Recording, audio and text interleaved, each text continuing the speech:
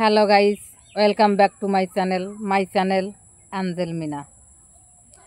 হ্যাঁ, তোমরা সবাই ভালো আছো বন্ধুরা? আমি মোটামুটি ভালো আছি। অনেক দিন তোমাদের কাছে শ্বশুর কখনো বাবা হয় না, এই আমার ভিডিও নিয়ে কোনো কথা হয় না।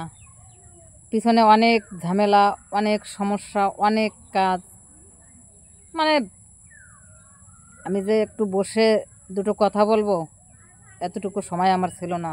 যাই হোক, একটু কাজ কমছে, আমি তাই একটু বসলাম, তাই তোমাদের আবার সেই ভিডিও নিয়ে আসলাম। ভিডিও না, এটা বাস্তব কাহিনী, স্যাড লাইফ স্টোরি। আমার শ্বশুর কখনো বাবা হয় না, অতি দুঃখে মানুষ হাসে, আমার অবস্থা ঠিক তাই। আসলে বন্ধুরা, তোমরা আমাকে ভালো মন্দ যেটাই বলো, আমার কিছু করার নেই। ভালো বলো আর মন্দ বলো, কমেন্টে তোমরা জানিও। যে ভালো বলবে সেও জানাবে, যে মন্দ বলবে সেও জানাবে, তাহলে আমার একটু ভালো লাগবে যে কেউ আমাকে ভালো বললো, কেউ আমাকে মন্দ বললো। আসলে ভালো মন্দ নিয়েই কিন্তু এই জগৎটা। আমার কথাটা কারো ভালো লাগবে, কারো ভালো লাগবে না, এটাই বাস্তব।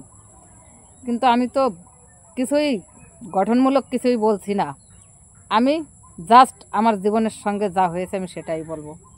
দেখো, আজকে অল্প একটু সময় নেব, ছোটো একটা কাহিনী বলি। যেমন সব পরিবারেই কিছু না কিছু ঘটনা থাকে, ভালো মন্দ মিলেই মানুষের জীবন, মানুষের সংসার।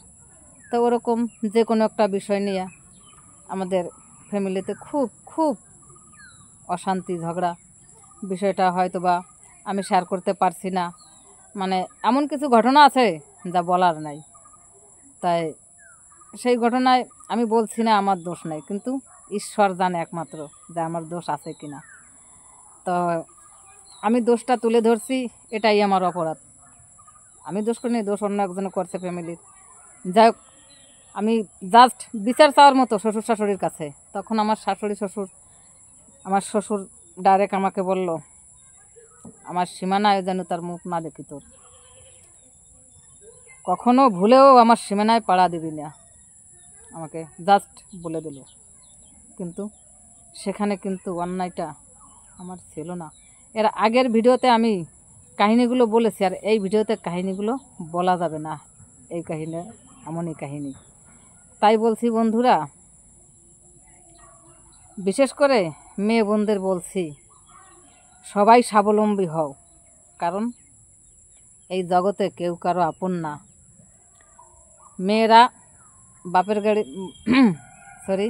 মেয়েরা বাপের বাড়ি যখন থাকে তখন বাবার অধীনে, বলে বাপের বাড়ি। বিয়ের পরে বলে বাপের বাড়ি। বাবার রাজকন্যা থাকে বিয়ের আগে, বিয়ের পরে বলে অতিথি। সেই রাজকন্যাটা হয়ে যায় অতিথি। আর শ্বশুরবাড়ি গেলি শ্বশুরবাড়ি।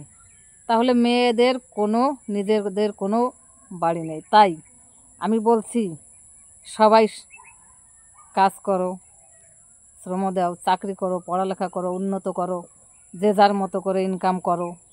উন্নত করে না পারলেও যদি নিজে ছোটোখাটো একটা বাড়ি করতে পারো, তাহলে যখন শ্বশুর বলবে যে সবাইকে বলবে না, হয়তো আমার ব্যাড লাক আমাকে বলেছে যে আমার সীমানায়ও পাড়া দেবি না, তখন হয়তো বা সেই নিজের করা জীর্ণ কুঠিরে একটু স্বস্তিমূলক নিঃশ্বাস নিয়ে ঘুমানো যাবে, যেটা আমি একটু হলেও করেছি।